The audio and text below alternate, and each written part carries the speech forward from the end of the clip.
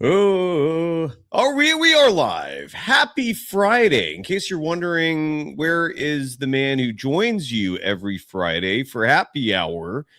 We need two faces to confirm to everybody that, yes, it is indeed Friday.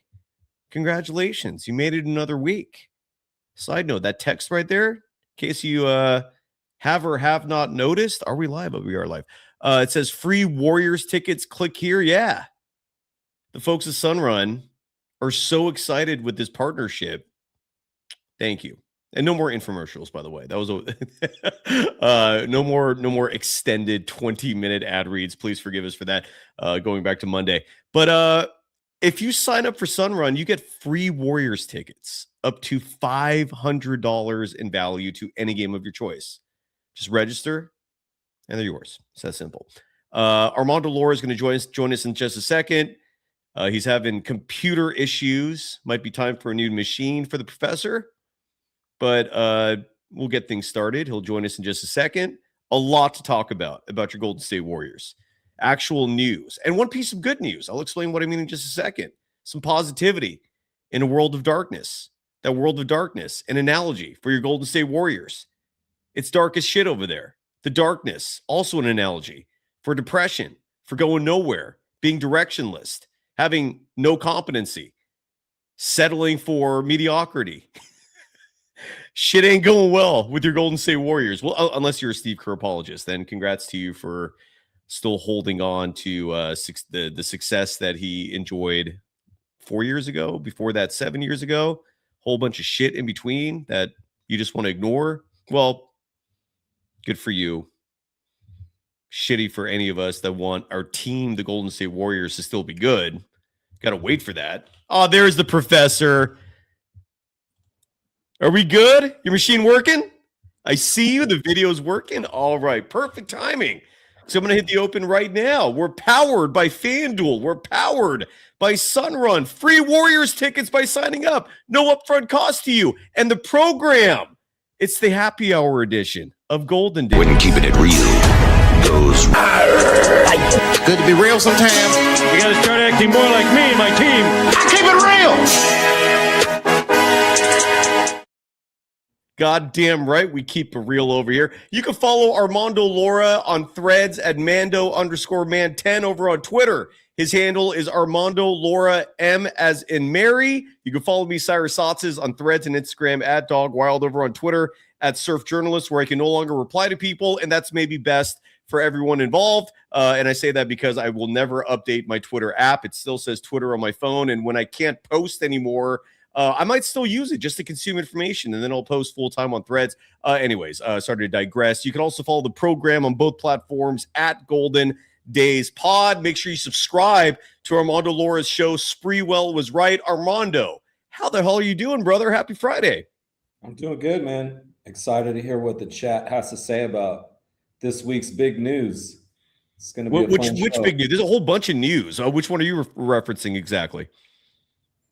Well, they decided to retain their head coach. As the big news. That. Boo. Where's my boo button? Not boo you, Armando. Boo to the news that a very mediocre individual. I had a very close friend of mine reach out the other day and ask me, am I the problem here in that I just don't get why a man who does practically nothing is treated and worshiped like he's royalty?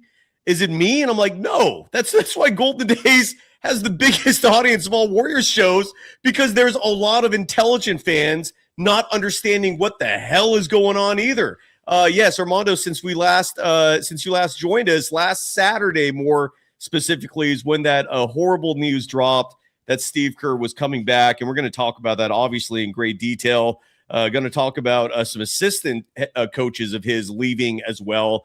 And there is a little good news sprinkled in there we're going to talk about in just a second. But I want to start off real fast talking about FanDuel, the official sports book of Golden Days, and the Believe Network. Our girl Sharia, who I'm going to give her a last name nickname of Sharia F. No, I was going to call her Sharia FQ. No, I forgot what the last name was. Never mind. In terms of the nickname, I came up. Anyways, Sharia, our girl, kills it on FanDuel. She lives in Jersey where it's legal, and she sends me texts all the time of just the receipts. Like, look at my winning ticket tonight. And she's nailing like 8-player, 18 parlays. Her secret is live betting, which all of you can do. For example, right now, the Detroit Pistons, they're playing the Cleveland Cavaliers right now, game 6. And at this exact moment, you can bet on it. Cleveland minus 2.5, Detroit plus 2.5. Armando, are you watching the game as well? The Cleveland game right now? No. Correct. No, I'm not watching it right now. Oh, okay. You're not like me where you have a TV on, and so if there's a game, you're doing a show and sometimes taking a quick peek where it's a commercial break in the moment. But, well, that game is on, and you can live bet that. Detroit trying to force a game 7. Last I checked, they were up. And again, FanDuel gives you that option later tonight. That game is at halftime right now. And then later this evening, it's going to be Spurs T-Wolves game 6. If you want to bet on that, courtesy of FanDuel, the line Spurs minus 5.5, Minnesota plus 5.5. Obviously, the money line for Minnesota plus 194.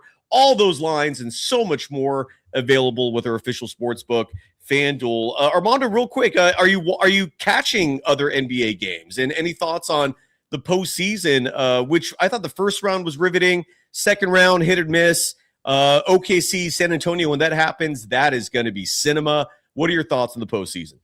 Loving it, man. It's a young man's game out there. The biggest stars are 26 years old. Yes, sir. And it's full of young athletes playing defense, dribbling the ball, knocking down shots, and they can do it all. Everybody's an 8 out of 10 on every skill. There's no specialists left in the NBA playoffs, and so it's. But like Armando, quick break to highlight a chat that was brilliant before we even started. Apologies to the live audience for our late start. Money check up in our chat writing, this is like waiting for a Taylor Swift concert. Good joke. And we'll explain the Taylor reference, Taylor Swift reference in just a second if you don't get it. Armando, you get it, right? From the. What does that mean? I have no idea what that means. Oh, okay. We'll get into it. It's a Steve Kerr reference alluding to ways he distracted himself back in the 2022-3 season, like he doesn't have an actual job to do. Anyways, and his son was the one producing this. The whole thing's embarrassing, in my opinion. Anyways, so FanDuel is one of our sponsors. The other one is Sunrun. Click that QR code or visit the link in our description. Again, 0 upfront cost. There are no negatives. I dare you to come up with one negative. Tracy McKendall, our longtime Golden Dazer. Side note, Tracy, you killed it on the Sleepy Floyd episode yesterday. Sleepy was fantastic, by the way. Talking about freaky tales, revisiting his glory with the Golden State Warriors in the late 80s. And then Tracy jumps in as someone who is literally in attendance for that game 4 where Sleepy Floyd set the postseason halftime record, which still stands now tied with Donovan Mitchell for most in a postseason half, 39 points. And Sleepy Floyd set the record that he still owns to this day, 39 years later, for most points in a quarter in the postseason with 29. Tracy was in the audience, and so she's a huge Sleepy Floyd fan. She was in the crowd that night. Incredible. She was much younger then because this was 39 years ago. And Tracy jumps in, and I'm expecting her to fawn over Sleepy, maybe, have a corny question or two like most fans do. And she just jumped straight into Jonathan Kuminga. It was incredible. Like just right to modern day news items going, so Sleepy, well, how do you feel about the Warriors just wronging Jonathan Kuminga? I'm paraphrasing. That's not exactly what she said. It was incredible. Tracy, bravo. Chef's kiss. And even better was Sleepy's response to that, agreeing with our takes on this program, and sure as shit, not the absolute befuddling madness that is the Steve Kerr experience. So Tracy, bravo to that. That was absolutely phenomenal. Sleepy Floyd, check that episode out. It came out yesterday. I've already forgotten why I brought up the Sleepy Floyd thing other than Sunrun, no negatives. Oh, because of Tracy. Tracy, you said in the chat yesterday or in one of these days recently that you have to pay for roof renovations if you want to add Sunrun. Not true. No cost there. And if your roof is fine, they don't have to do shit to it other than just put the panels up there. No cost up front. You're saving money immediately. You're locking in lifelong rates, so crooks like PG&E don't jack up your bills 6 months, a year from now, when suddenly a new data center the size of Manhattan pops up in your backyard, and PG&E or your local utility goes, sorry, but they use all this water and energy. We got to jack up your rate. You can circumvent that highway robbery with Sunrun. And this is a limited time offer. This is not going to last forever. But if you sign up now, Sunrun will give you free Golden State Warriors tickets to any game of your choice, a $500 value. So if you want cheap seats, you might be able to take 3 people with you. That's 4 tickets. If you want good seats, maybe a shitty game, you might be damn close to courtside with $250 a pop. That is what Sunrun is offering you, and support the program in the process. Thank you, Sunrun. And Armando, thank you for joining me every week for episodes of Golden Days. We start with the Steve Kerr news. Kerr and Mike Dunleavy Jr. both had a press conference today where they basically just puffed smoke for 2 hours straight, feeding utter puff to the sycophant media that was there, a media scene that never challenges these authority figures. A core tenet of journalism is hold truth to power. That is certainly not something these schmoes do, who follow around Steve Kerr, hoping to just catch some breadcrumbs whenever he's eating. If it falls off his lip, that's how pathetic this sycophancy is. And so we're not going to play any. There's maybe one soundbite we're going to play from Mike Dunleavy Jr. because I thought he said something that was just obtuse, and you'll understand what I mean in just a second. But Armando, last Friday, I asked you, are you worried about Steve Kerr coming back? You were still comfortable. You thought he was locked out of Chase Center. My suspicion is you were wrong. I was misinformed by an assistant head coach because Steve Kerr changed his mind. I think what really went down, and I've heard a lot of this from whether it's people inside or whether it's just speculation among media in general, the chatter, and it's very loud chatter, is Stephen Curry wanted his coach back. And there ain't shit anyone can do when Stephen Curry wants it other than shit. You're screwed. I feel like that's the position all of us as more common sense, rational, trying to be higher IQ members of Dub Nation as we try to accept this hard reality. It's a coping a stage of acceptance at this point. Armando, this is brutal shit, man, because to me, I don't see a chance in hell the Warriors are doing anything this season. At least we could have looked forward to a rebuild if there was a new coach. I don't know what to get excited for other than maybe what they do with the number 11 pick. I'll shut up now. I want you to take the floor and dominate it, Armando. Your thoughts on Steve Kerr back as head coach? Well, I think I am now officially, my prediction streak is officially over. I have predicted 100% of the things that happened to the Warriors since last June. And I came on here at the end of the season and I made a new series of predictions that would involve this season. And I was trying to, that was, for those in the Friday chat know that was the most optimistic point I've been in the last 3-4 years, was that episode after the season, after they got trounced by the Phoenix Suns when Porzingis couldn't even play 2 games. And I predicted Steve Kerr was going to get traded. They were going to bring back, they were going to get rid of pods. I said a bunch of stuff. Done. I'm out. I'm totally wrong. Completely wrong. This team is stupider than any of us here on Friday night could have possibly predicted. And I mean stupid, and not in the sense that there's no logic, Cyrus. I think you said earlier, we're like befuddled as to what's going on. We don't know what this team's thinking. I think we know what the team's thinking. I talked about it last week. It's selling tickets. And, I would love to talk about Steve Kerr's biography that came out on ESPN this week. I would love to speak on that, but I don't even give a shit about that because that's all just the smoke and mirrors as to like why he wanted to come back and why he didn't quit and why he thinks he maybe should have quit a couple years ago. Duh. And all this nonsense. And it's really psychological, and it comes down to like his father having passed away and not really having a life outside of basketball to give himself meaning. So that's why he came back on his end. But nobody cares about that. What really matters is, why did they offer him the fucking job? Why did they give him the job?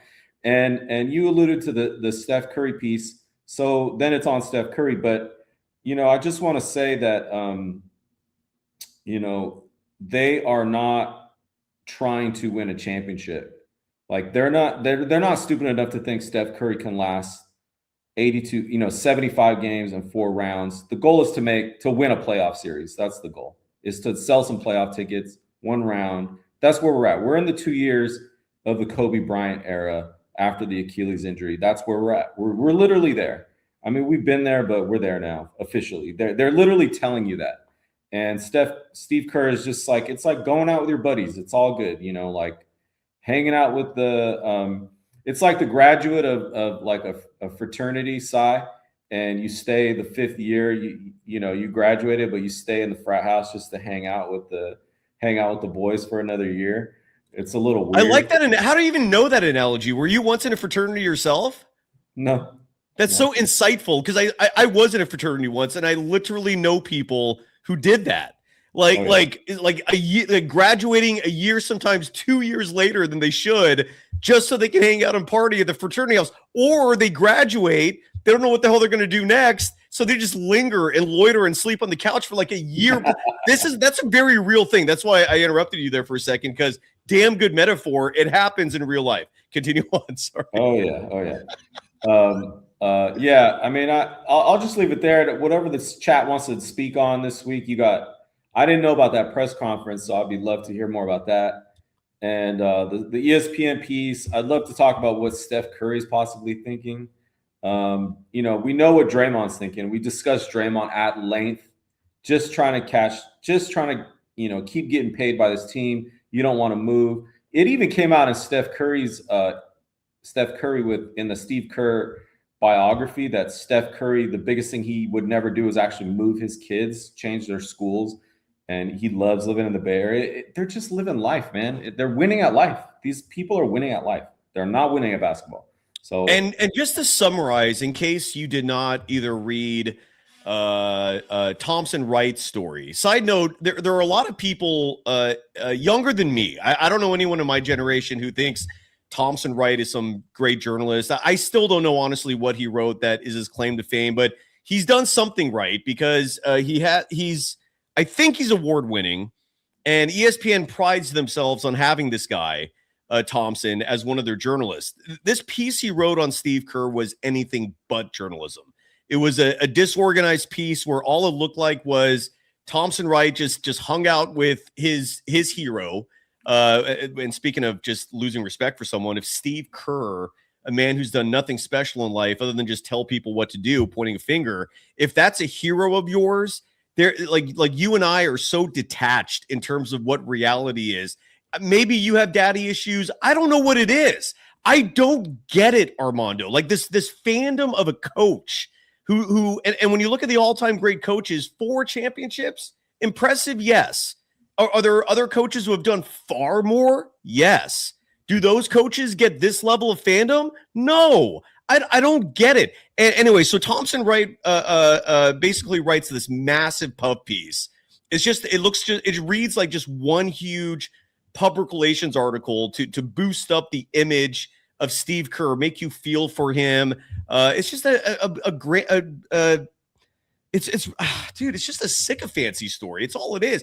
And Kerr goes in there revealing, well, my wife didn't want us to leave because that means me and my son might be separated, and she has grandchildren. Side note, the same wife Steve Kerr has, who has come after me on social media before. She's an interesting character. I've never gone much into that, and I won't, because I feel like I would suffer more than anyone else in a situation like that if I start calling his wife out. But it's all the records are there, and it's again.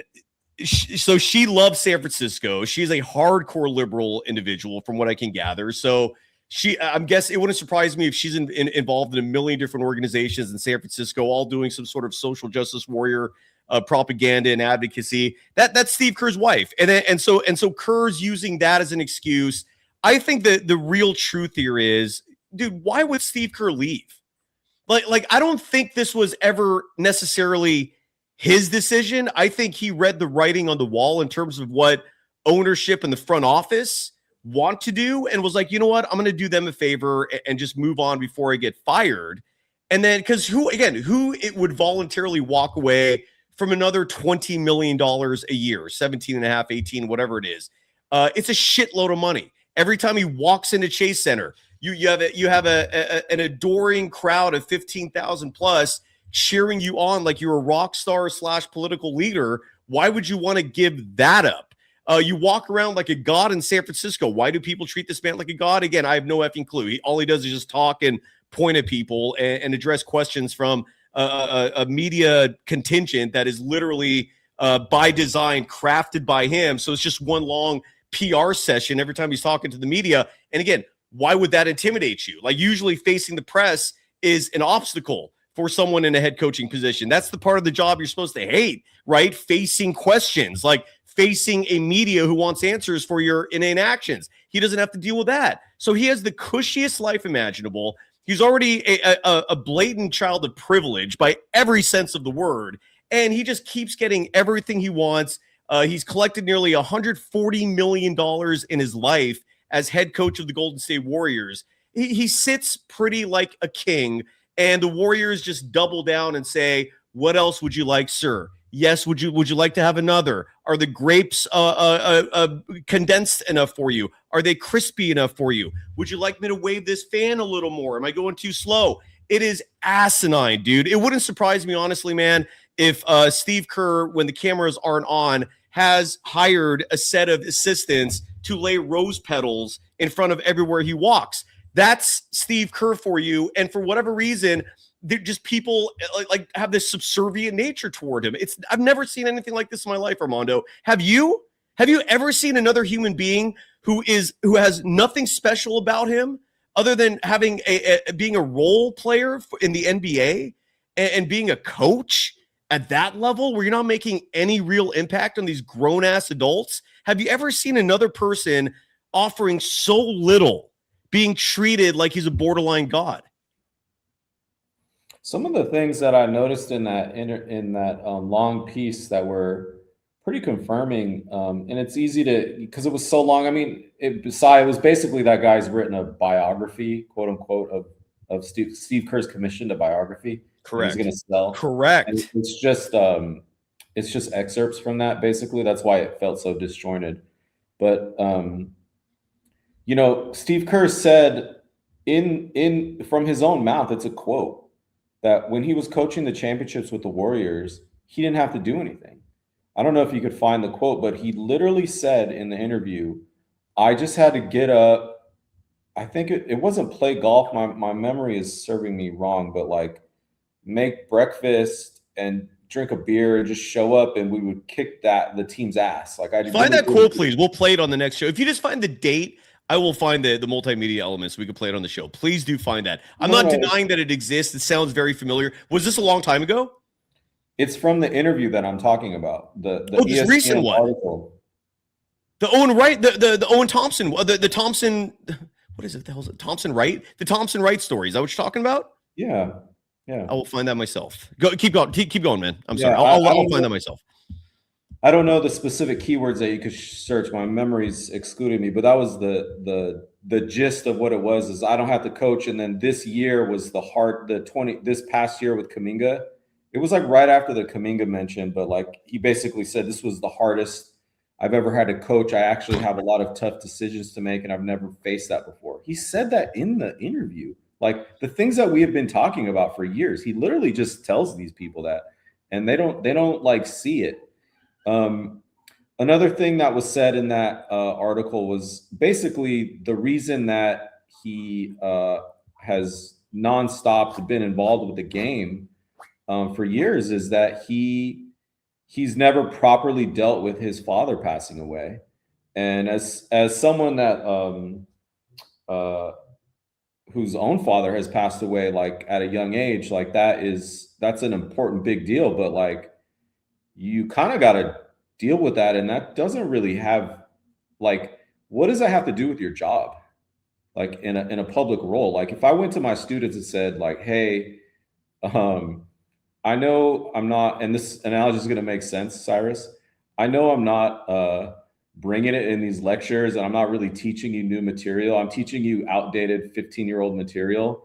But like, I'm going to keep doing, and there's some young, hungry, up and coming professors that probably could like teach you contemporary, like new stuff about the world. But this is like serving a purpose for me. And I used to be kind of good, but you know, I if I don't have this, I don't have anything. I don't, you know, my wife is telling me that she doesn't want to leave the area, and I'm gonna have to face dealing with the pain of losing my father if I stop this job. So please bear with me. I know you're not gonna get good lectures, and you're not gonna learn much, but it'll work. You're gonna see me try. I'm gonna passionately try to give these lectures, and that's the beauty of it, is trying hard, to watch me try hard. And that's basically what he said, Cyrus, is that's why he remained coaching. And I get that on a human level, but like, what I don't get is the other side. Like, as I've always said, he says this is just a game, but from the owner's perspective, this is $1 billion business. And so if you have an employee just cashing checks out in the media saying they're just cashing checks, Draymond saying it, they're saying it right to the fans, what is the logical reason why you would be okay with that, Cyrus? It's not that I don't think Lacob is crazy. I don't think he's stupid. I don't think he doesn't get what's happening, that they're just cashing checks and they're not winning shit. I think the only logical explanation, then I'll turn it over to you, is Steve Kerr and Steph Curry are making him and Chase a shit ton of money. That's the only logical explanation. That's it. And they're winning at life. They're selling tickets, and they're selling them at high prices so far. I really don't think that's going to remain the case when they win 20, 30 games next year. But I really think these fans are very fickle. They're going to be out. But I'll turn it out to you. But that's the logical explanation. They're not stupid. They're just making a shit ton of money, because these fans, they like that coach. They like that coach makes them feel like they like the whole white man's burden thing of like wrangling Draymond Green and making them feel safe around Draymond Green. And they like the way he talks about humility. They like the way he talks about that he, you know, you got the beauties in trying. They like that he sounds like a guy you would have at your dinner party in San Mateo. You know, so like, you know, I think that's what it is. Like the corporate, he goes to the corporate galas, he gets invited to UC Berkeley, he gets invited to, you know, talk at whatever. Like it's all good. It's all good. It's red carpets. It's just a permanent red carpet treatment for this man. And why? Because again, he's just always at the right place at the right time. And except for when he was GM of the Suns. No, and he's a PR master. He sounds really humility and intelligence. That is his elite skill. He's 100 out of 100 at sounding like a man of depth and self-actualized. That he's 100%. Oh, I didn't mention in that article, it spent a lot of time talking about how he's had like 12 years of severe back pain. And the back pain is not due to surgery or things. It's a psychosomatic injury. It's due to undealt with trauma from his father. That was literally to retire. The article about it. To retire. I mean, instead of whining about it in a story, retire. Like why? I will never have respect for people who hang on longer than they should. There is no good reason for this man to still be coaching. And a huge reason why I don't like it personally is because you're taking away an opportunity that hundreds, if not thousands, if not millions of other people would do anything for. Why does and are you not aware of that? But you're going to put your selfish needs of, well, I don't know what I'm going to do if I don't coach. That's a problem we all deal with in life. Get a hobby. Like I interviewed Steve Kerr about surfing back in 2017. It seemed to be something. And side note, that article's still out there. Just Google Steve Kerr surfing is the first thing that comes up. And I thought he was a man who was not so shallow in life, where that he needs his job to feel fulfilled. Find other shit to do, man. Last I checked, you're a grandfather. You have kids. You don't want to spend time with them? Be a good grandfather? You don't want to go surf? You don't want to golf? Like, this is the only thing that'll keep giving you fulfillment? It's selfish. Am I wrong on that take? That people sitting in their positions, a position that is limited in opportunity, a position that a lot of other people undoubtedly would love to have a chance to try, but you're just going to squat on it, and you're in a position where the person making the decision in terms of who has that job you've earned their grace and trust. So the ball is now in your court in terms of when you leave, and you just decide, I'm just going to squat on this red carpet. I don't have respect for people like that. What's your take on that? Yeah, I mean, this is a thing in academia. Like, yes, 80-year-old professors that are falling asleep in faculty meetings, and nobody wants to take their classes because it's not that they're not smart or they're not good at their research or what they do. It's just you kind of like you lose that vitality, that hunger, man. Like, you're a made man. You've made it. Like, you're not a 40-year-old guy hustling, which is what I've talked about. In 2026, the best coaches are 40-year-old guys. You know, it doesn't matter the gender, just young people that have not made their mark in life yet, that they're going to hustle, scrape, and go for every single win.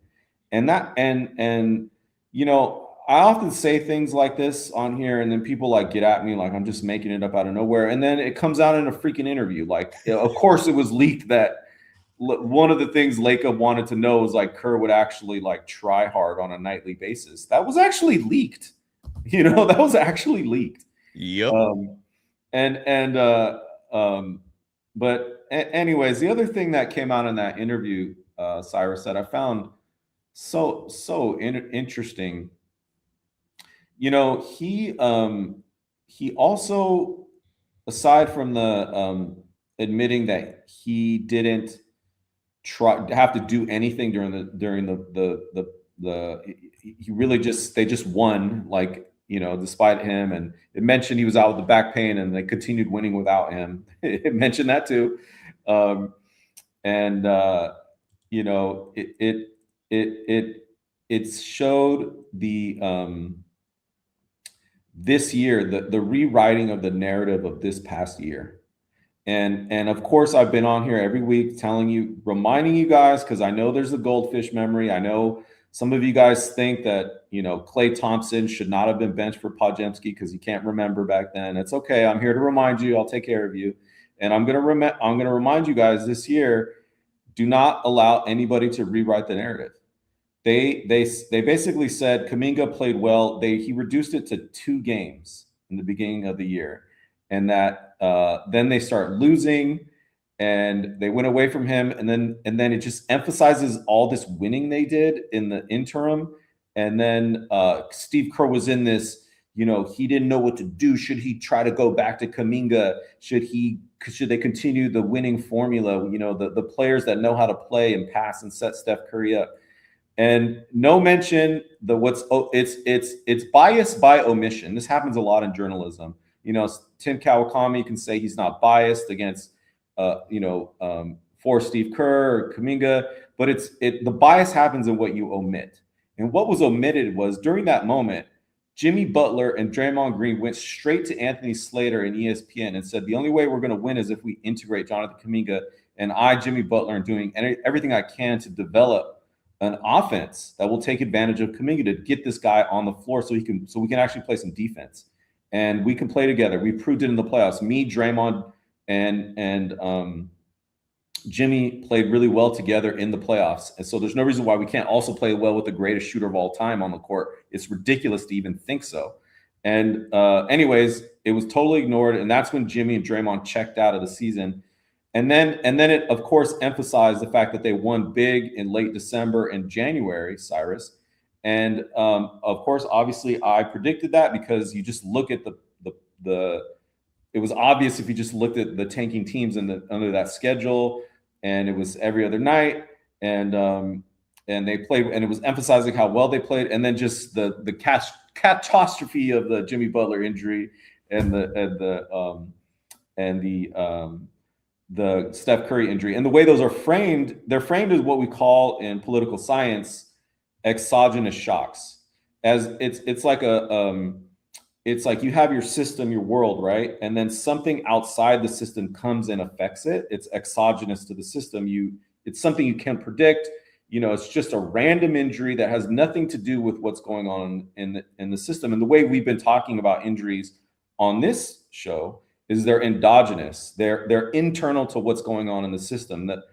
I said Jimmy Butler is old, and the only way he gets points on his team is by grifting for contact. And one of the big ways he does that is letting guys undercut him, either when guys fronting him in the post, or through offensive rebounds, letting guys undercut him to draw fouls.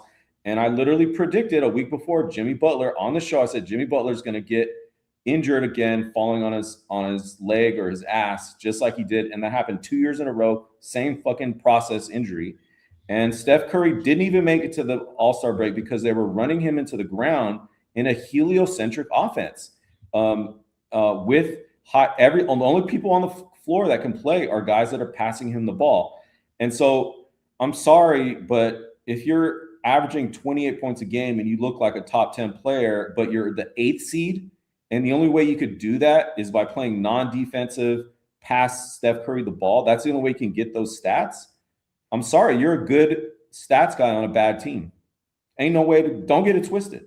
And that's what it is. That's what they were. That's the proper framing of what happened.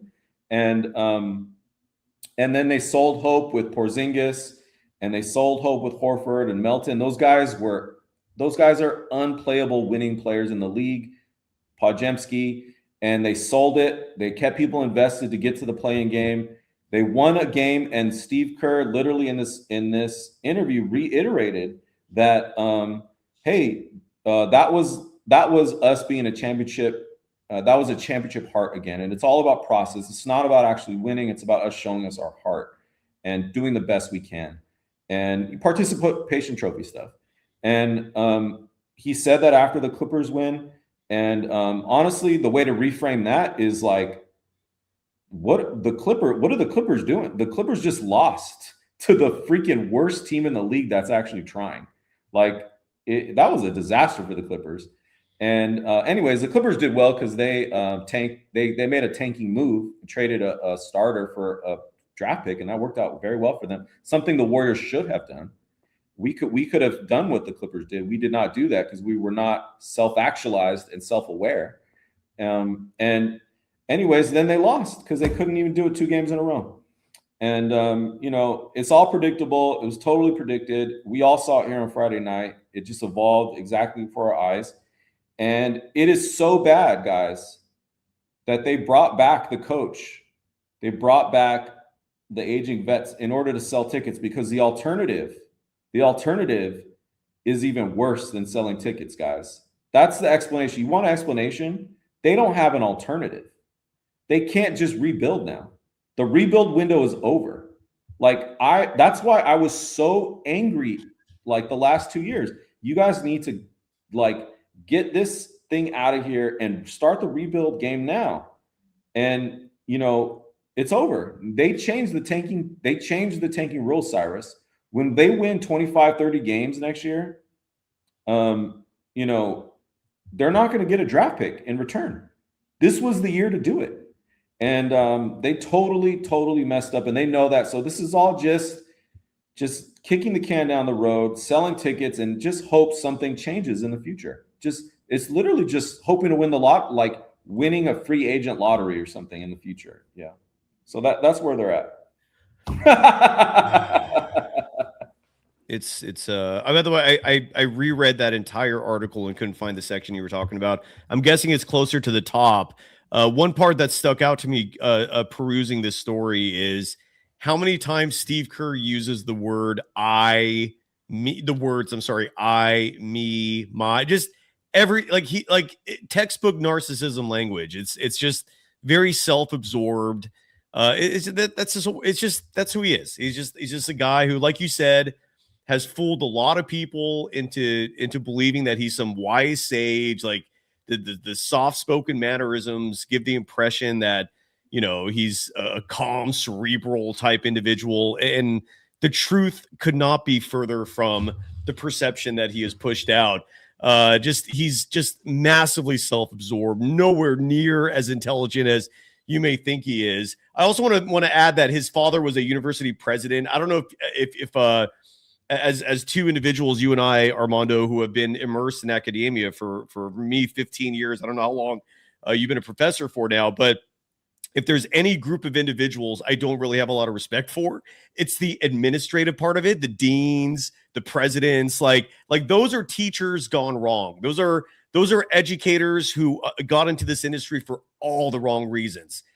Personal ambition, right? Like I need more in life. Me. And I again, you don't have to say anything to that because you're I don't want you to shit, you know, where you eat.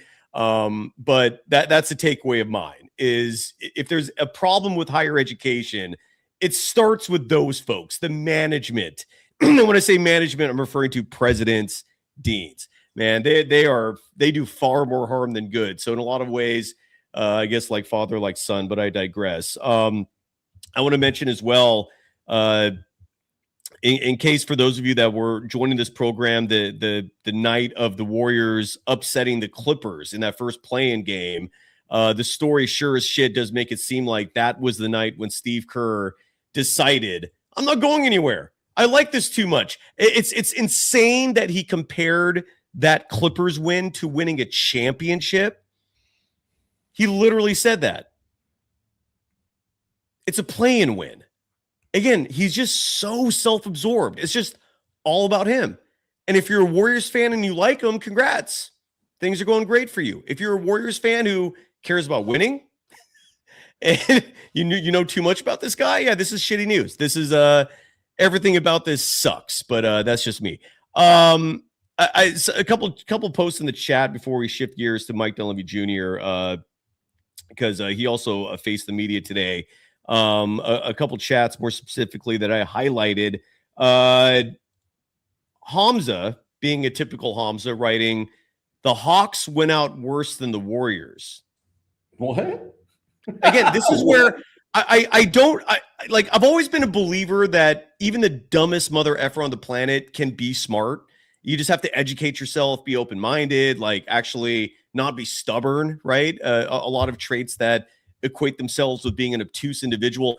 Hamza, you might be hopeless, dude, you know, because I don't know how in the world you took away from this postseason that the Warriors had a better one than the Hawks. What? Do I have a good drop for that? You're crazy, man. You're crazy. I like you. I don't really know if I like you. I don't know if I even like Hamza that much. I don't know him at all, but that is a dumbass take, man. I mean, what in what world did the Hawks have a worse postseason than the Warriors? Last I checked, the New York Knicks are 8-2 in the postseason. Well on their way to making the NBA Finals. Unless, how's this game going, by the way?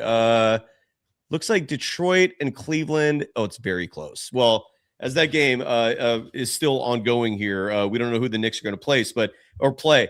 They're 8-2 this postseason. Their 2 losses are because of Jonathan Kuminga. When this Warriors dynasty started, it was because it was the momentous specific point in time where we can look back and go, damn, that is when this whole thing started. 2013 postseason. You upset the Denver Nuggets in the first round, and then you take 2 from San Antonio in the second round. A Spurs team that will go on to the NBA Finals, and was that the year they won the championship, or did they lose to Miami? But nonetheless, that Spurs team, it was the first time in over 20 years they'd won in San Antonio. Those were momentous victories. No one gave a shit about Game 6 of that series and how the Warriors went out. No one gives a shit about that. History does not look back on the losing team of a closeout game, especially when the team is young. They're looking at how did that team do in that series against an opponent that's far more experienced, far more talented, and who's likely going to the NBA Finals, who just swept Philly, by the way. Hawks took 2 from them. That is an asinine take, Hamza. That is a dumb, like new level of stupidity even for you, Hamza. Am I being too harsh, Armando? Any thoughts on that? I feel like this individual has made a number of unclear or just either troll statements or just disconnected from reality. But I mean, it's good. It's good TV, right? So like, it's good having somebody like this come on and I guess. I mean, in a perfect world, nobody. Yeah, the entire Hawks regular season was about getting 2 playoff wins, so they could see what's what. Like, they made that trade for Kuminga, and they were the 10th seed, and everybody thought they weren't even going to make the playoffs. I remember Zach Lowe and Bill Simmons did a playoff preview. They picked 4 other teams to make the playoffs other than the Hawks, and the Hawks went on that run against tanking teams. And they didn't know what's what. They needed to figure out who their guys are. They needed to figure out what the plan was. And, all of us were like, dude, we were begging for them to make the playoffs. Just literally even get swept in the playoffs just so they could understand who's a guy. Are you a Mike Bibby or are you a Chris Webber? And, I remember there was this nerd on YouTube that talked about who are the best clutch playoff performers. And actually he was a nerd. He ran the stats going back to like 95. And it turns out Steph Curry and Kobe Bryant are actually pretty mediocre in terms of clutch playoff performers. And actually he was like, who is the one of the best, the top 2 playoff clutch performer? It just blew my mind. And I had no idea, Mike Bibby. Me and my cousins looked at each other. We're like, well, we knew. We watched the games. Mike Bibby was the man. And that's what it is. You need to find out. Once you're in the playoffs, are you a guy that gets it in? Are you a guy that can raise his level of play? If you're a hustle guy, if you're a hustle Guy Santos Podziemski guy that is barely holding his own on the court in the regular season, what happens to you in the playoffs when the entire league steps up and plays harder? Think about this, Cyrus. CJ McCullough, we'll say he's like a top 15 player, back in the day when he was with Portland, or he was like a top 8, or whatever, top shooting guard. When you get to the playoffs, that means you're the worst shooting guard left. Like you're not a star anymore because it's just there's only freaking 8 starting shooting guards. You're either top 8 or not, and that's the playoffs is a different game. And what that comment misses is the Hawks won 2 playoff games. Exactly, and these idiots. There's this guy who calls himself Ben Jackson in our chat right now, claiming he's a Hawks fan. You'd rather your team didn't even make the playoffs? You think that's a better finish? I'm sorry. I mean, let's just approach this logically, objectively. How do you determine one team did worse than the other, despite them going further in the playoffs, despite them making the playoffs and the other team didn't? It doesn't matter if you got blown out at home. Nobody gives a shit about that. One team made the playoffs and pushed the series to 6 games. The other team was watching at home. How, in what world is that somehow the Warriors did better in the postseason? They weren't in the postseason. Are you folks like, I don't get it. I guess it's just that low IQ, I suppose. It's just like we're trying to talk to crazy people. The guy bugging you at a gas station, asking for money and then threatening to kill you if you don't give it to him. Side note, I've experienced shit like that. There are crazy people in this world. Maybe the Hamzas and the Ben Jacksons are that low. Eddie757 writing, did you guys see that even former President Barack Obama asked Steve Kerr about Jonathan Kuminga last summer? Yes, that was in the Thompson Wright story. No, we did not hear what the answer was. That was the downside.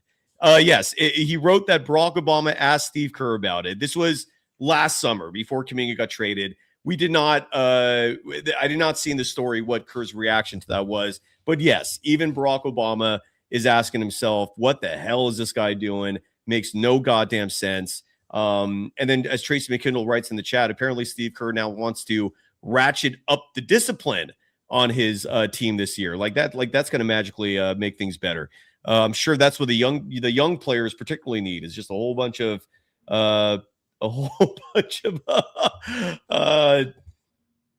anyways.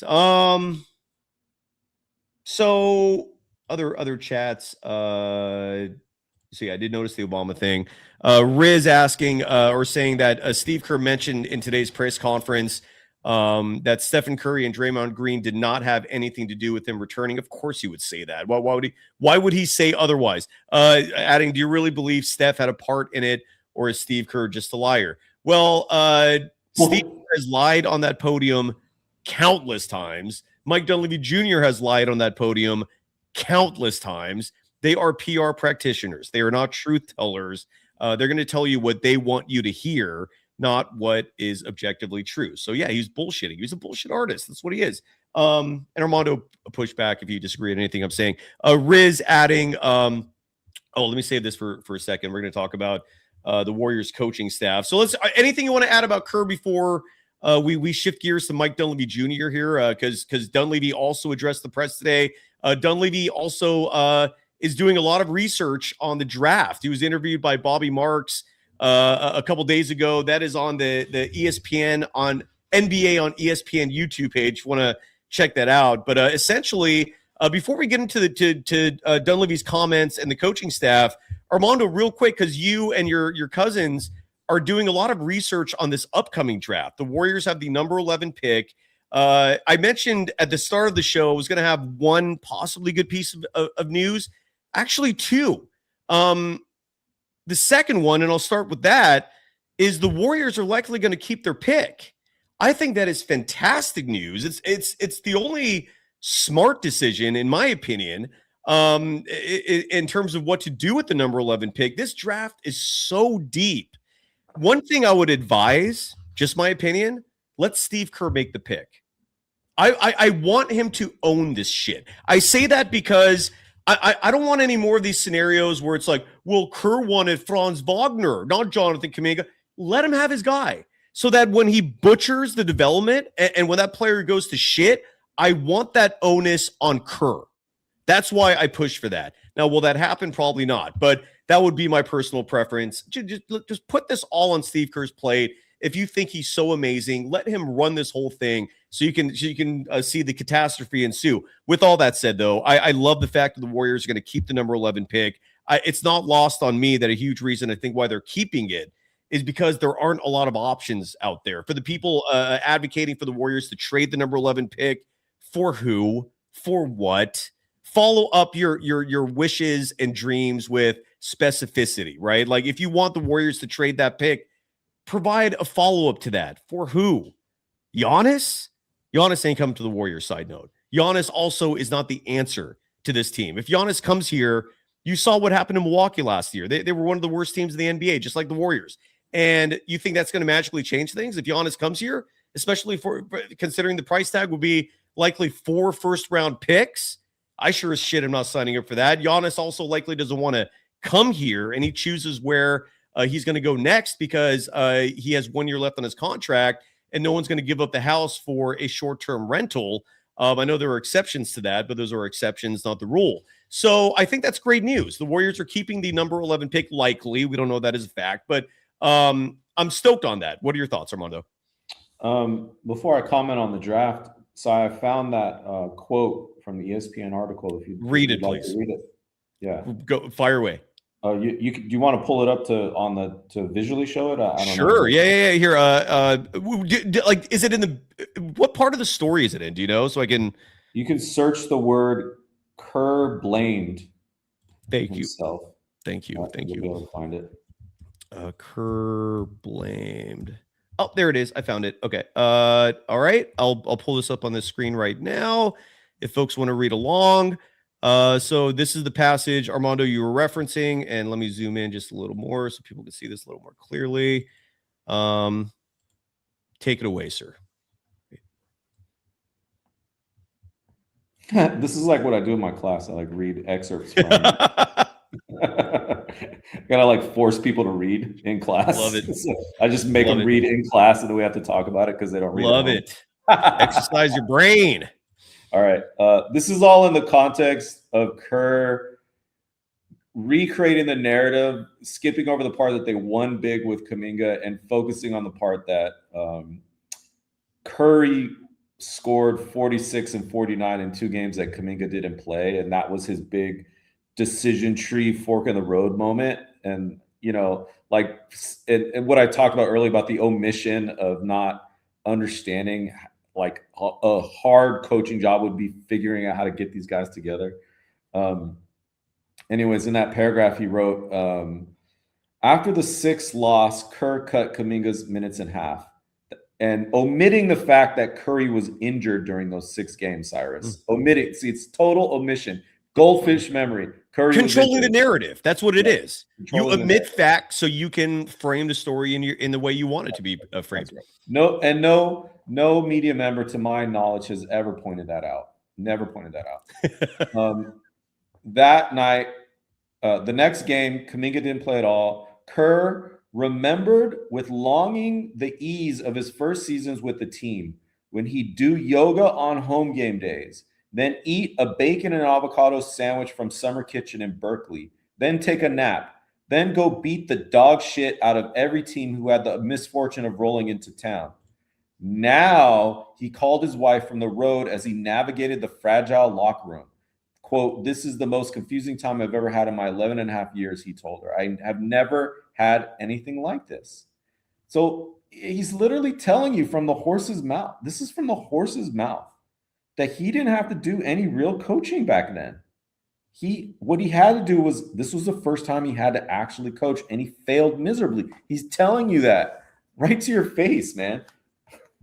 This is incredible. You're right. I glazed over this. And leave it to you, sir, to find the nugget in this piece. Let me read that one more time. We need added emphasis for this again, and this is the part particularly.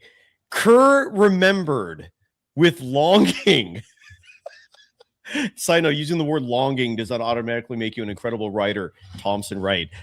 Kerr remembered with longing the ease of his first season with the team when he'd do yoga, bro, on home game days, then eat a bacon and avocado sandwich from Summer Kitchen in Berkeley. Such a rough life. Then take a nap. Then go beat the dog shit out of every team who had the misfortune of rolling into town. Like Steve Kerr was doing anything for that. Now he calls his wife from the road as he navigates the fragile locker room. Unbelievable, dude. And this is the guy they keep giving the keys to. Unreal. This is the most confusing. First of all, look, anybody who says this is not someone I will ever take seriously in life, because it shows me they have never experienced what hard living is. Quote, "This is the most confusing time I've ever had in my 11 and a half years. I've never had anything like this." Why would he make the Kuminga thing as complicated as this?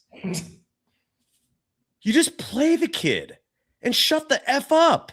Like, again, this is where the ego thing really kicks in, because the only thing I could think of is he thinks he's a genius and he thought this team would be better without Kuminga, and they're not. Dude, this is crazy.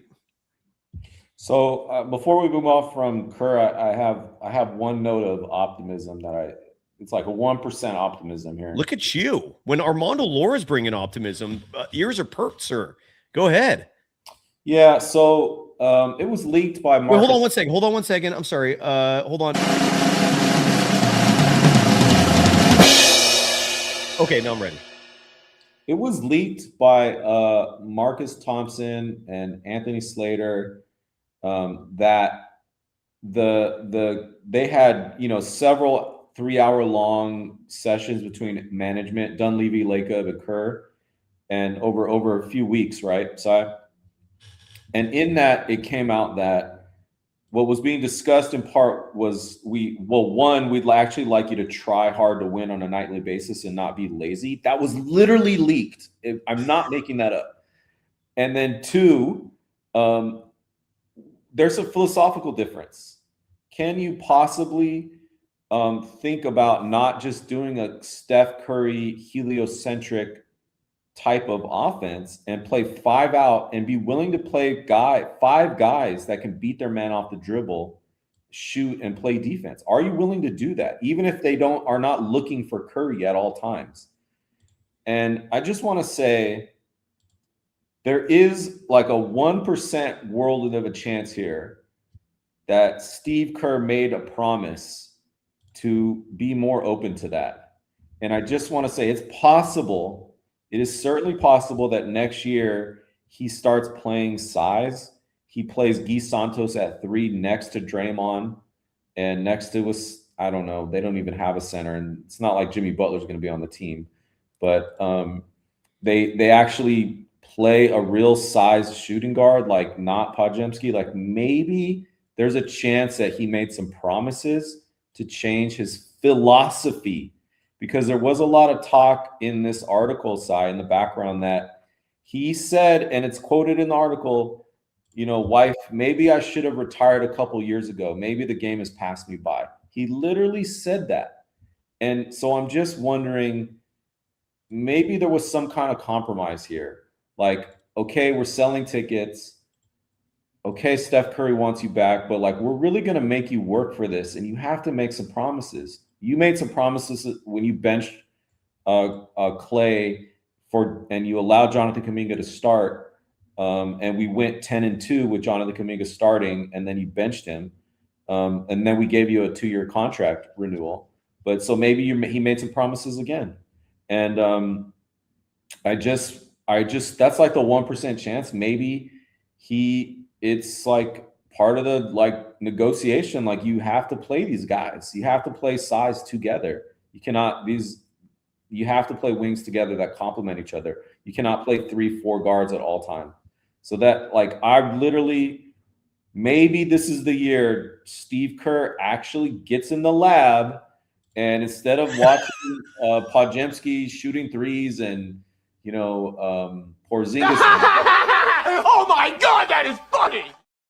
We can actually see images of Steve Kerr like not surfing, not giving a like humility, self-actualized speech to rich Peninsula fans, but we can actually see him in the lab working on schemes, you know, actually scouting players, you know, getting out there, teaching the game. You're crazy, man.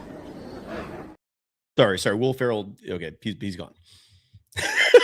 I mean, look, I'm not disagreeing with you. I just think the crazy part and all the part of all this that I'm laughing at is that Steve Kerr could effectively develop players and effectively exercise a change of philosophy. Look, I could be wrong on that. I don't think I'm wrong on that, because Steve Kerr did in fact try to do this once back in 2019, 2020, when he was very heavily involved in drafting James Wiseman, and until the team won the championship in 2022, was all in on rebuilding this team or doing the 2 timeline thing, even though he never actually based off action and not words, he never actually did it. But we've seen it before. I'm with you though. You're right. And it's not just what was written in that Thompson piece. It was also multiple other reports have come out indicating that Joe Lacob wants a change in philosophy, and that would be on the table in the negotiations. So does this mean, Armando, that either Yoxel or Ade Mara, forgive me if I'm getting these names wrong, but the 2 Michigan bigs, I think at least are very high on my radar. Does this mean that if the Warriors draft one of those guys, that maybe they'll have a substantial role in the team this year? Is that what you're thinking? Cyrus, I just want to be really specific. I'm not actually talking about player development. I know. Developing young players. I'm actually talking about the shit system, offensive system that everybody thinks is good, that everybody thinks is somehow confusing teams, and like They play this motion offense that no one else plays.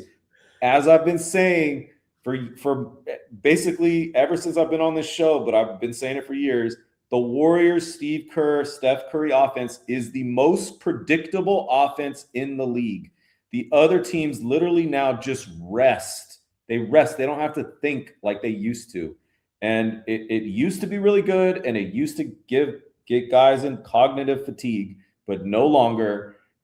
Everybody knows what's coming, and it's not at all. It just ices everybody. It's all about getting Steph Curry stats. That's all it is. And so that's what I'm talking about. Is he going to change his philosophy? I'm not talking about player development, because I don't think he has the scouting ability to even recognize who has talent. Like, that is known. Like, that is something you can't teach. Here's why we're going to hear from Adam Sandler. Oh my God, that is funny.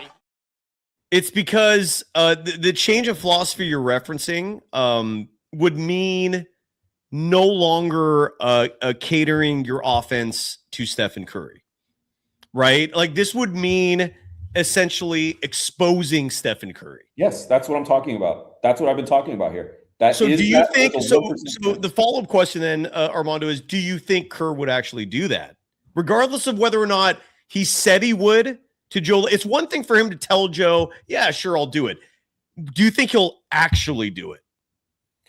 There was that leak side that came out that about holding Steph Curry and Draymond Green more accountable. Like, that's like, there's an inkling there of like, maybe there's going to be a shift here in running and how this team is run. I agree with you. I totally err on no. Like, this is all about going down the Steph Curry stats way, and we're just going to keep doing that until it's over. Like, we're not ever going to try to shift usage the way that Tim Duncan did. We're not going to try to shift usage the way that Reggie Miller did. We're not going to try to shift usage to younger guys with talent. We're just going to get good stats on a bat. We're going to be the AC getting good stats. But actually, they're not even going to make the play-in this year because the tanking rules are over. The tanking rules are gone. All those tanking teams, the Jazz are going to be better than them. Like, it's coming for them. Dallas, look, I'm glad you brought that up. I want to say a few things because a couple of thoughts keep coming in my head and then I forget. One is, going back to the idea of bringing Steve Kerr back, sells tickets. It's primarily a business decision. This is why, for the upteenth time, I encourage Warriors fans to not always cheerlead for your team. Because when you don't cheerlead and you decide, you know what, I'm not happy with this, and you express discontent, it doesn't mean you're not a fan. It just means you're holding your team accountable for their actions. Because if you don't do that, if all you do is cheerlead and say, I love my team and Steve Kerr's the greatest ever, even though in reality he's an emperor who wears no clothes, you could sit here and still pretend Stephen Curry, who turns 39 this year, is still, one of the best players in the game. And I'm not saying he's not, but a guy that age, I'd like to see him hold up for a whole season. That's my much bigger concern than the talent he has when he is healthy. If you don't hold your team accountable, meaning if you don't decide to not renew those season tickets, if you decide to not change the channel and watch something else, thus affecting ratings, if you decide not to buy those jerseys and the swag affiliated with your team, that is how you send a message to a front office. You need to change shit up. And you're affecting their bottom line, which is the money they're bringing in. And when they see that number go down, that is what forces teams to make changes.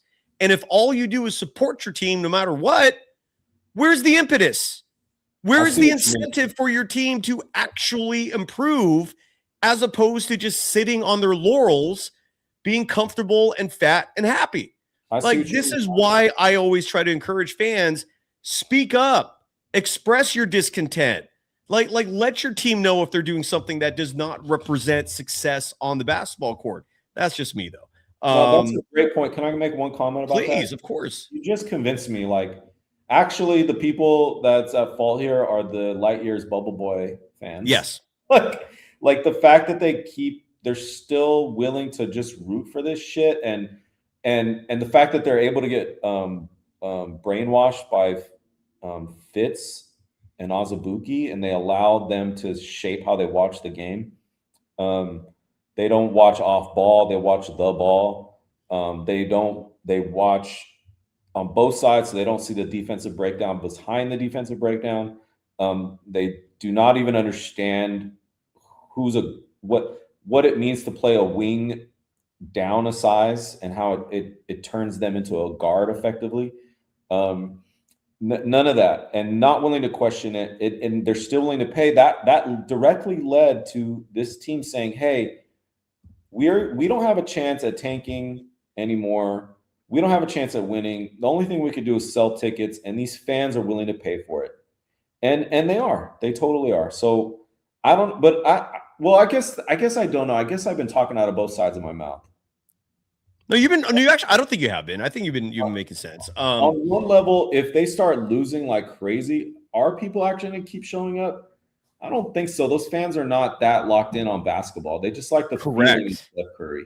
Correct. And honestly, going back to your idea of Steve Kerr genuinely following through on the philosophy discussion we talked about, maybe there is a place for it.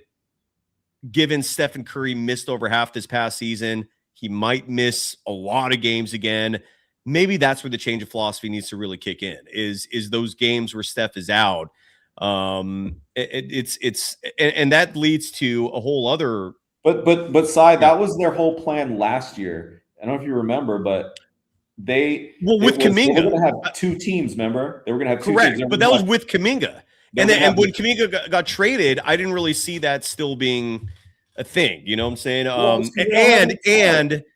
And it's not like they were doing it with Kuminga either. It's just, again, I have zero faith in the Steve Kerr experience at this point. Like not even like maybe 0.1%, but what happened, Cy, is that was Steve Kerr's plan. Like Kuminga, we're gonna like basically DMP you when Steph is available, and when Steph and the stars are not, you're gonna come out and get to run your show. And that was freaking offensive. And Jimmy Butler and Draymond Green again went to ESPN and said the only way we're gonna win a championship is if we integrate Jonathan Kuminga. And they didn't do it. And of course, Jonathan Kuminga is like, "Hey man, I'm not playing in no game after not playing for 10 days against the Thunder, and you're just gonna throw me out there. I'm gonna freaking get injured." Which is what happened. What happened. He literally got injured after being thrown out there from being DMP. That's what happened. He literally. I cannot emphasize enough on this show. Injuries are related to your body not being acclimated to the stress. Even a freaking sprained ankle when you step on someone's foot. I know people hate when I say this because it exposes a system designed for it.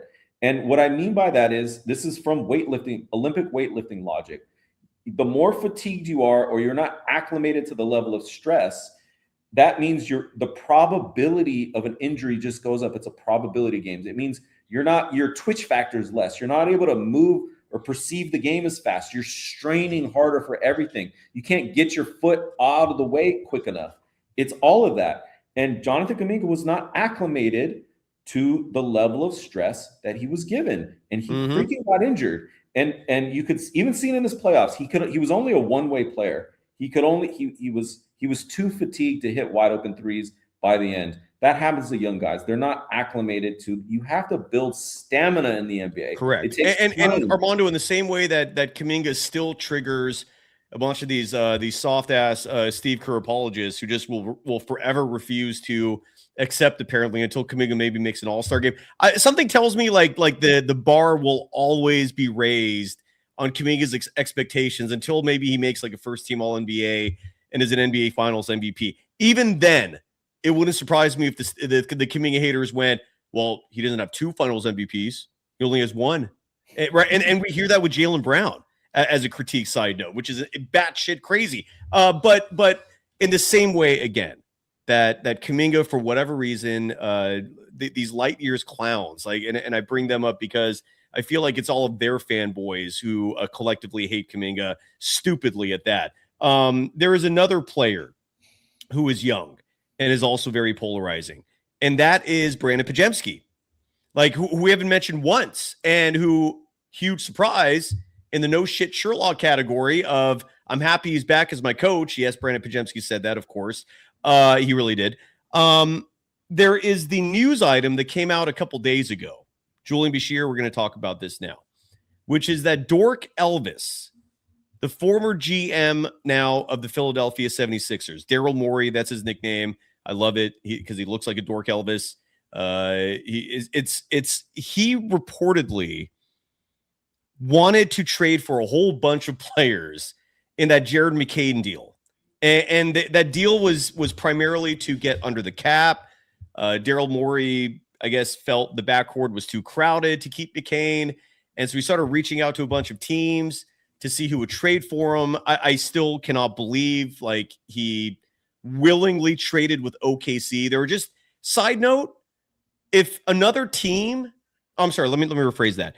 If Sam Presti, the GM of the OKC Thunder, wants to make a trade with you, that should be every indication you keep that player and you don't make that trade. And fat, no, not fat Elvis, Dork Elvis, whatever. Thankfully, he got fired. No, not thankfully, but I think it's justified. I've always thought he was grossly overrated as an executive. So he gets shit canned. This story comes out. It wouldn't surprise me if Morey leaked it himself, that OKC was not the only team he was reaching out to trade Jared McCain. And bit of a surprise, one of the teams that he reached out to were the Warriors and Brandon Pajemski, and he wanted Brandon Pajemski. And the fact that the Warriors turned that down for Jared McCain of all people, this is the Steve Kerr experience for you. Like, this is where I have a hard time accepting that change of philosophy, whatever that conversation took place between Joe Lacob and Steve Kerr was.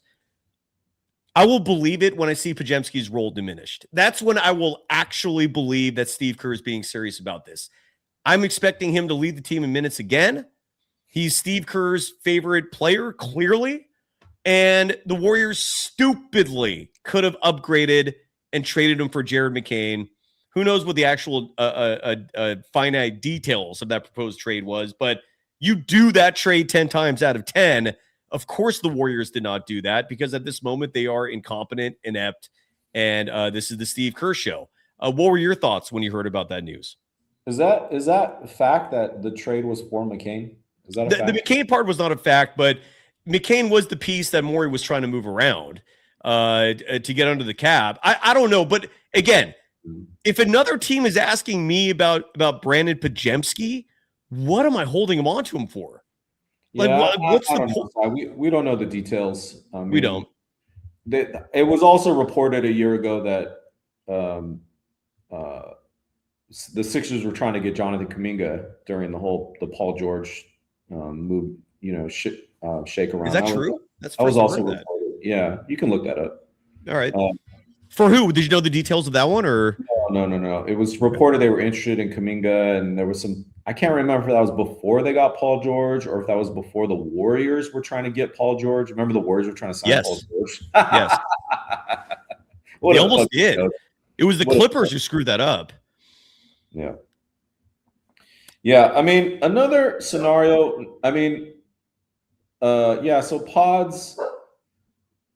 I don't know, man. Like, if they actually give Pods money and like give him a contract this summer, I mean that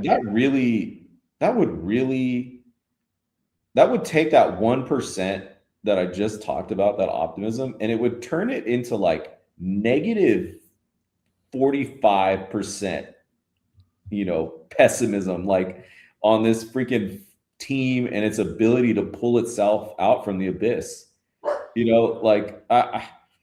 It's just mind-boggling that it's not just that they play, the Pod supporters like to move the goalpost. They would say he was a star when it was obviously wasn't a star. It was like, well, he's just a backup guy.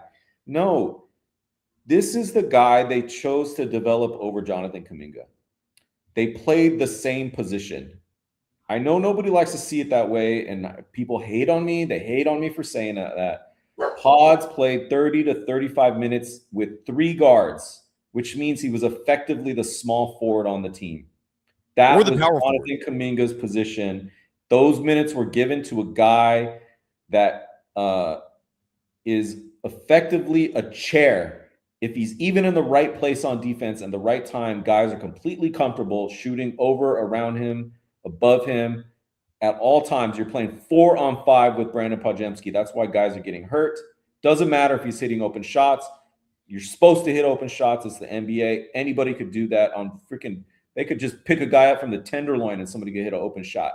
But they effectively gave they chose this guy. So if they give him a contract, that tells you the front office is copacetic with that move. They're copacetic with it. So that is you really have to look at that in order to identify the self-awareness of this franchise. It is literally that make or break. By the way, I found that what you were referencing, Jake Fisher, who's now part of Mark Stein's Substack, reported that the 76ers were a team with potential interest in Jonathan Kuminga, and that the Sixers could use the contract of KJ Martin and their future draft picks. I remember this now. And the reason why I think I forgot it is because of how unserious that is. The Warriors would have never traded Kuminga for KJ Martin. And those draft picks likely were not anything more than second round picks. It was a very unserious sign of interest by the Sixers. But regardless, yeah, it's the Brandon Podziemski part is a huge reason why my skepticism for the Steve Kerr experience is 100%, 99.9. I'm still going to give it 0.1% of hope, because who the hell knows, miracles do happen. I still can't get over this line from that story, Armando. Kerr remembered with longing. Is there any good music to put under this to read it? Let me see if there's any corny ass music I could play. I don't know. Who cares? Kerr remembered with longing the ease of his first season with the team. Oh, when you do yoga, bro. Yoga on home game days. Then he'd come home, smoke a B-load, eat a bacon and avocado sandwich from his favorite restaurant just down the street, Summer Kitchen, where everybody knew his name. Oh, and then he'd have to take a nap, of course. After eating that delicious BLT and after the strenuous yoga session. And then you get up and, if time permitted, you go coach the Golden State Warriors. That is an unbelievable package, or unbelievable line. That is, I'm so glad you found that. Thank you. Side note, next week. Today's Friday. Next week, when Steve Kerr's gut went wrong, that episode's coming. It's finally here at long last. I kept trying to give Kerr the benefit of the doubt. I try to not get to that level where I'm going to call out every single instant that Steve Kerr was just flat out wrong based on instinctual decisions. That's coming next week. Mike Dunleavy Jr. Also met the press. Kerr remembered with longing. Oh, the ease of his first season with the team. He'd do yoga on home days, have his BLT, or bacon and avocado, no lettuce. Let's not stress out the coach too much. No lettuce, just bacon and avocado. Summer Kitchen, do you know Summer Kitchen? Is that still in Berkeley? Yeah. Armando? Yeah. Is it good? I haven't been there. Summer Kitchen. I don't mess around with stuff like that. What do you mean? So, like restaurants? What do you mean? I don't know. I'd rather not say. Well, no, you already started. Now I got to know. What do you mean by that? Elaborate, sir, please. Is it Summer Kitchen? Is it just cafes? What's the? What do you not do? I stay in Oakland. I don't really mess around with those kinds. Fair enough. Okay, that's all I got to say. Okay, so it's a little too trendy and yup. Look, Steve Kerr's going there. It makes sense. I get it. I follow you. You want to support the establishments that maybe needed more. Also, might be yummier. Now I want some bacon and avocado. That sounds hella good. Well, Mike Dunleavy Jr. Spoke to the press, and there was one thing that popped out to me that I cannot resist playing because of the absurdity of it. And then we'll talk about the coaches and wrap it up. We've been going a good length here already. Armando, thank you, sir, as always, for joining me each week. And again, this Sunrun thing, once it starts picking up, side note, those free Warriors tickets, that's not going to be a permanent thing. So very limited supply. That's a $500 value. So either we can get you 4 tickets, 2 tickets, up to $500, any game of your choice, just by spending no money, just by saving money and going green. Just register right there with Sunrun. You're supporting the program. We don't endorse shady organizations. Everything we endorse, we believe in. That includes solar, especially from a company that's doing it right. Over 42% of all homes in the U.S. have Sunrun. Free Warriors tickets right there. And you can get Warriors tickets to see Mike Dunleavy Jr.'s team. He said this today. This was insane. Mike Dunleavy Jr. was asked about what went wrong last season. And one thing Mike Dunleavy Jr. does not think was an issue a year ago was his roster. Here's Mike. How much of the conversation you're talking about with Steve were about the roster and what you can get done this summer? And within that, you know, do you think you can make big improvements this summer? So in the grand scheme of things, not a lot about the roster. This just isn't about the roster, frankly. Like this year, I don't think we came up short because of the talent of the roster. We need to things we can control. Do we need to get better roster-wise? I think so, but we didn't get to a point where we played a team where, you know, the roster was better than ours. So for that reason, we're more focused on the stuff that we can control. We'll always look to be better, talent-wise, roster-wise, all that. But going back to the question, as far as the discussions weren't really about that. It was more with the team that we have, how can we be better? And what are the things we need to do to build on for long-term success? Armando, apparently last year the roster was fine. Well, the roster was not the problem last year, Armando. What did your takeaway from that absurd statement? Well, I mean, this is good. We're talking about it. I hate to say it, but that is kind of what I've been saying. That they have the wings on the roster. They've had the wings. They did. They just and they just do they still, in your opinion, have an offensive system and a coach that plays wings that magnify. The ones that they had Moses Moody, Guy Santos, Jonathan Kuminga, and they never played them together ever. We had that. Like, that's not a roster problem. That is the coach problem. So I'm hoping there's a philosophy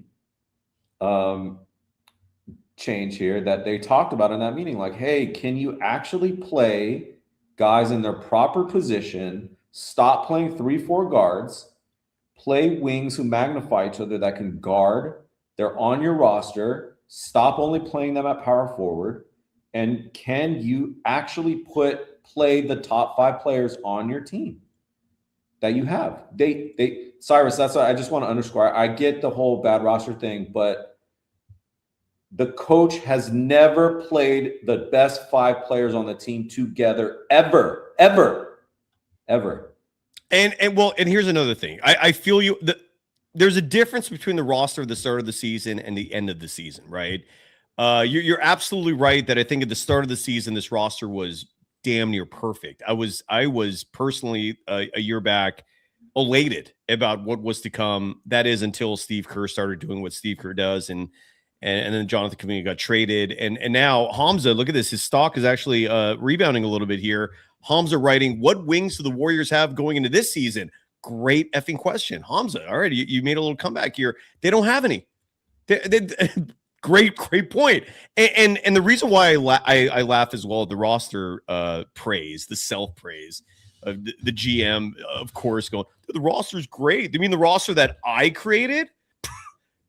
How dare you criticize what I did? It's perfect. It's not the roster. Your roster is old as shit. Your roster is older than dirt. Your best player, let's go back to last year in terms of this amazing roster. Your best player was turning 38. Your second best player was turning 36 and was overused and misused. Draymond Green turned 36. You spent your only mid-level exception money on a guy who was 39 in Al Horford. The roster was not the problem? Are you out of your goddamn mind? You banked on DeAnthony Melton, who was not even available until December. You opted to not play Seth Curry until December. And the roster was fine? Uneffing believable, man. I feel you that if it was used correctly last year, great things could have happened.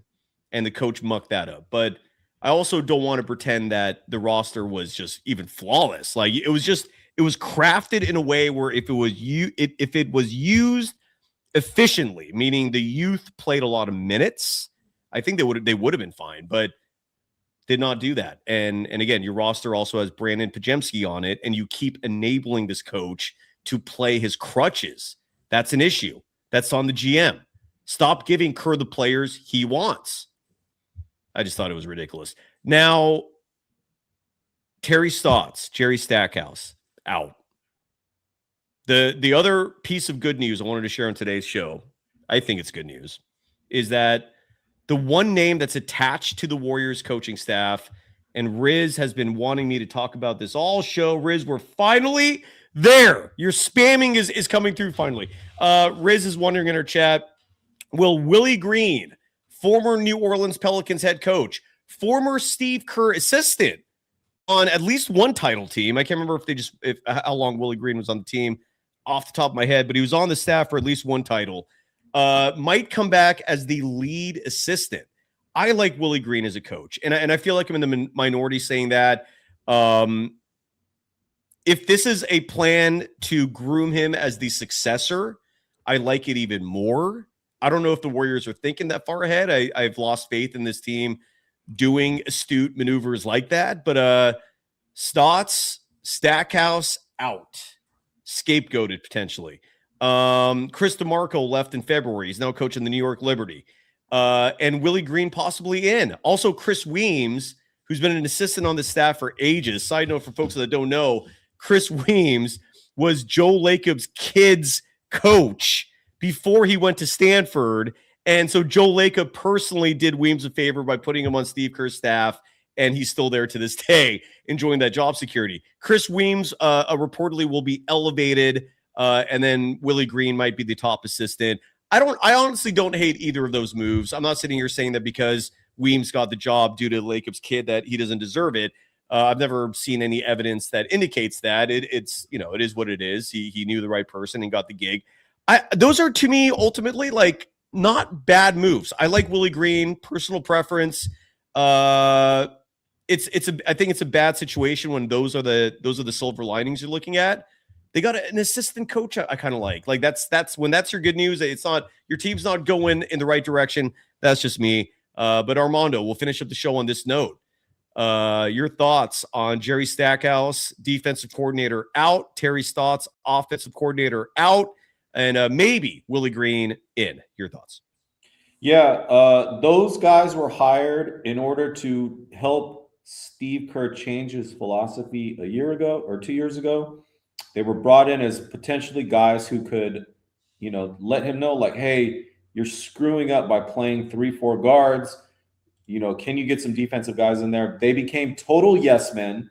They realized how much power Steve Kerr has in the league. If they want to work, they cannot counter this guy. And that was also leaked. This was leaked by Marcus Thompson, I believe. It might have been Kawakami. I can't remember. Part of their discussion was, can you populate a staff that isn't just your guys?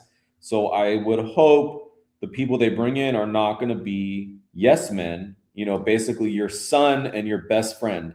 So that I would hope that's a part of this going on, because they totally, utterly failed at their jobs to keep this coach in line and give him, it's like, the captain of the ship is acting crazy. The first officer has to let him know, like, hey, man, maybe you shouldn't do that. You should do this other thing, like play the rest of the way the rest of the league is playing. Anyway, so hopefully it's a good sign. Maybe it's part of that 1% chance that they're changing the philosophy side. Yeah. 1.1, same minimal odds. I feel you on that. I guess otherwise that Armando, this was a fantastic show. I think we covered everything. Always. Kerr remembered with longing the ease of his first season with the team. All those wonderful days when he'd do yoga on home game days, eat that bacon avocado sandwich. Better music? Oh, this one's better. Okay. Go to Summer Kitchen in Berkeley, his trendy little spot. They probably knew him by his first name. You can't forget the nap. That's a stressful life, Armando. Steve Kerr. I mean, look, you're sleeping in, you're doing yoga, you're eating bacon avocado sandwiches. I mean, that's stressful. You had to take a nap. Rough life. I'm so glad you found that. Thank you. That might be a running long-ass bit on the show. I'm not losing that quote. There's been a lot of good ones, Si. I told you, don't lose this one. Don't lose the Draymond Green saying that they redefine the goals as to be the highest view team. Oh. Don't lose. Just replay them anytime someone comes on here and is just talking nonsense with their light years Bubble Boy Bay Area fandom. And just show the quotes. Show these guys saying it to their face. Tracy McKindle in our chat saying, I'm just jealous and I need to do some yoga. I'm not jealous of the yoga. I am jealous of making millions of dollars to eat avocado and bacon sandwiches while taking naps.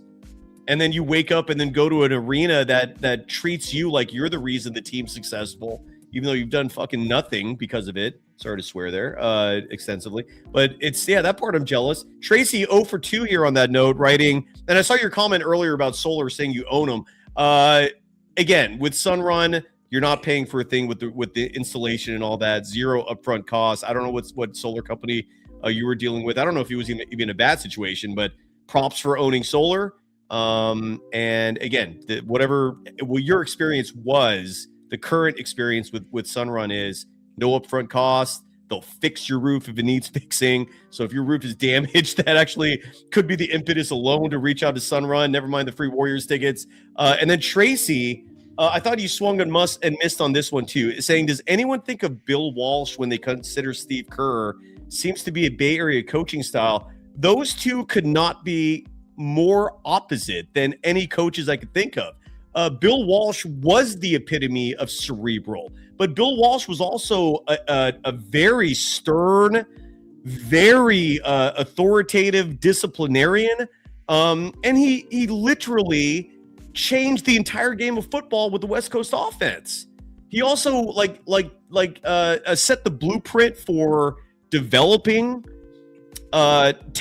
coaches, developing quarterbacks. The Bill Walsh coaching tree is so impressive. Still going to this day with countless coaches.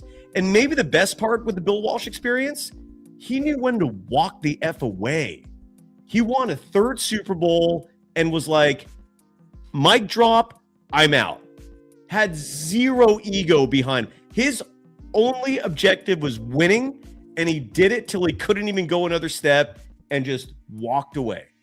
I love that man, Bill Walsh. I will never, ever in a million years denigrate him by comparing him to this egomaniacal monster that the Warriors have in control right now, Steve Kerr. And Tracy, I love you, but that was a crazy take. I just want to point out. And again, and Tracy's saying that the perceptions were similar. And again, this is why the goal of this show, one of the many goals, is bursting those bubbles of perception. Pushing back on dumbass narratives that don't represent objective reality. That's what we're trying to do here. And Tracy, I love you. And I just want to point out that please, the 49ers, when he got old, traded away Joe Montana. Yeah. And because they actually had the guts to do it, they got another championship out and they invested in a young up-and-coming quarterback. They got another run out of that thing. And they didn't drag it into the ground. Yep. Because very few players get to finish their run with teams, and the Warriors are really fucking up in terms of winning, and it's going to cost them for years down the line. They might sell a lot of tickets this next year, and then in 2 years, Steph Curry announces a retirement tour. They'll sell a lot of tickets, but it's going to cost them tickets down the line. Those Bay Area bubble light years fans are gone for lease. They're gone after that. Armando, love you, brother. I love doing this every week with you. Again, you will literally get paid for this each week once this starts revving up. I love that we're getting interest. And again, this is how the show's going to grow. Just support us with our sponsors. FanDuel, thank you. Sunrun, thank you. If you are a homeowner and you don't have those solar panels up there, what are you waiting for? You also get $500 worth of Warriors tickets in the process, or a $500 value. Any game you want, up to $500. It could be a pair of tickets, could be a 3-4 tickets, whatever we can get up to $500. That is yours. Money Checkup wrote this at the very beginning.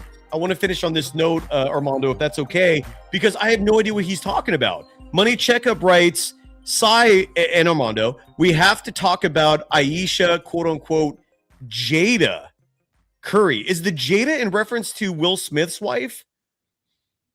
I don't know, but I don't know what do we have to talk about, Money Checkup? I don't know what you're inferring. Oh, we just lost Armando. See, even Armando was like, I want nothing to do with this. I'm out. I'm just kidding. He's having technical issues somewhere, but I don't know. I don't know what the reference is. Armando's back. Do you have any idea what Ayesha has done lately that should be discussed? I don't know.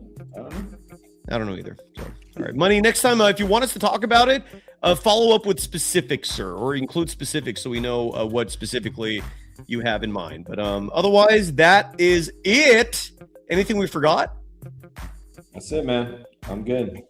What's coming up on Spreewell was right. We're gonna be talking draft soon. I've been busy the last 2 weeks with finals, but Cousin Andres. Is it over? Are you free? Summer started? Got to do some grading, but Cousin Andres is itching to talk draft, freaking 15 deep. So we got to get him on there. A legit 15 deep. Who are your favorites? Not in terms of who you think the Warriors will draft, but your personal favorites. Like, who do you want the Warriors to draft? You know who's an animal? Is Quintance. I don't know how to say his name. Quintance. The shooting guard? No, he's a center. Quintance. Let me look him up. 7'5" wingspan. Animal. 18 years old. Coming off an injury. That guy's gonna keep growing. And you like him? Why? And you like him? Why? Because everything you told me so far would just make me run away. Coming off injury, super young. You're not selling me. What's the benefit of this guy? Best thing you could possibly do is get injured when you're young. Come back stronger, man. Jaden Quintance. Well, the best thing is to not get injured, period. But I hear what you're saying. If you're gonna get injured, do it when you're young, so your body can heal. Well, what it means is you're falling in the draft, and that too. And because teams do not have guts, they don't have Jaden Quintance of Kentucky. Jaden, I want to look this guy up real fast. But again, the Warriors have the 11th pick. Like, you can do better. So are you suggesting that they trade down and get Jaden Quintance? I would draft him at 11 if he's there. They'd be freaking lucky to get him at 11. I don't know. You think so, huh? This guy is the man. We watched the Combine. Dude, I'm telling you, think Jalen Durham, but like more beastly. And he's only 18. Like, think of him as like, I'm telling you, like, this guy is a centrifugal force out there. Like gravity, like a black hole gravity. Like, this guy is do you remember Blue Chip? Do you remember the Blue Chip movie? Oh yeah, with Shaq and Penny. Yeah. Do you remember when Nick Nolte goes into like the Louisiana game and he's looking at Shaq? He's like salivating at the mouth because Shaq is like he was literally just jamming. Good on memory. pulls. That's a good call in that specific scene. I remember that vividly. Yes. That's what it was he's like wiping his mouth. That's what it was like when we were watching Jaden Quintance at the Combine, man. That's what it was like. We were like, oh my God, this is the guy, man. This is the animal. This is the animal, man. Freaking. Oh my God. Love that guy. every mock draft has someone different going to the Warriors. Kristen Peak, our girl, who was on the show recently, and again, that episode is not dating itself.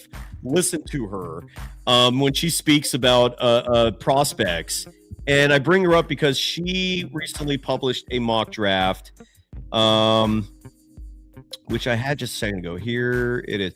And so she has Yoxel going to the Warriors, and she loves him. She loves like all the names that might be going there.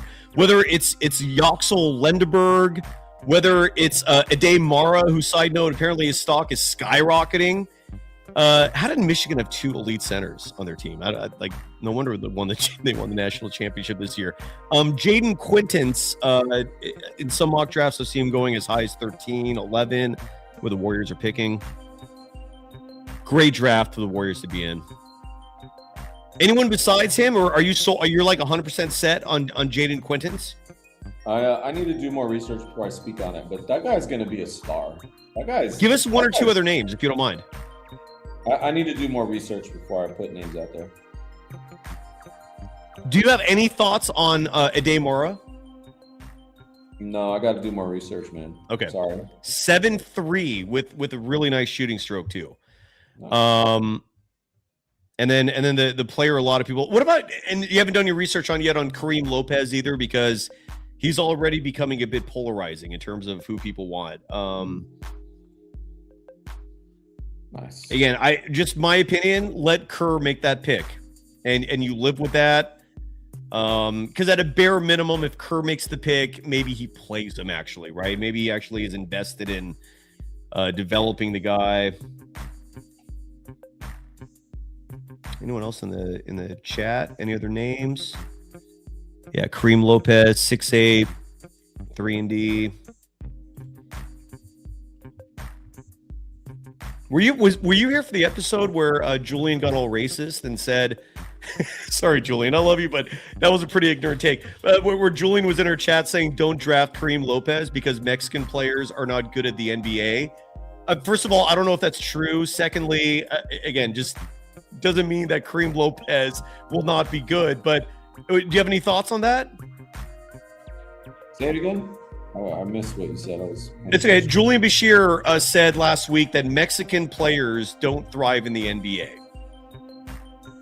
No, well, it's kind of been the case. I mean, there's always a first for everything. True, exactly. That's what I was saying too.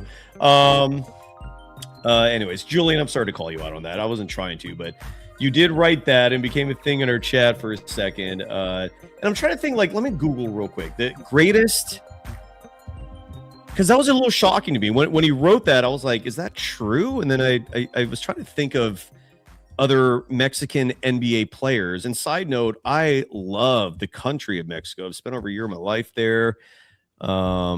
Mexico's always been good to me. So Bleacher Report says, has a list of the best Latin American players, not necessarily from Mexico. They bring up Eduardo Najera. Do you remember him? Yep. Played for the Mavericks, Nuggets. Didn't put up huge numbers, but he was okay.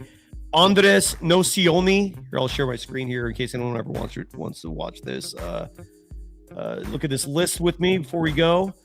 Was number 9 on the list. He's Argentinian. Carlos Delfino is 8 on their list from Argentina. JJ Barrera? Why am I having a hard time pronouncing that? Anyways, he's from Puerto Rico. Warriors legend Leandro Barbosa from Brazil. Luis Scola. I haven't thought of that dude in ages. Formerly of the Rockets. A lot of Argentinians. Anderson Vedejao, number 4 from Brazil. Nene from Brazil. Big Al Horford. I didn't know he was from the Dominican Republic. Number 2 on this list. And then Manu Ginobili, Argentinian, number 1. I think the grander point here is don't refrain from drafting a player just because of their country of origin. That is called prejudice. Oh no, Julian is doubling down. All right, we're done. Armando, have a great weekend, brother. Any big plans? No, man. Just gonna rest up. Yep. Beautiful. Enjoy grading because the moment you're done, your summer begins. Thanks everybody as always. We're back Monday. Unless anything big happens, but I'm not counting on it. The draft should be fun, Armando. I'm looking forward to that. Always a pleasure doing this with you, brother. Are we really done? I feel like we were just balling today. There's so much to talk about. Finito? That's it, man. Thanks, Good show. everybody. Bye-bye.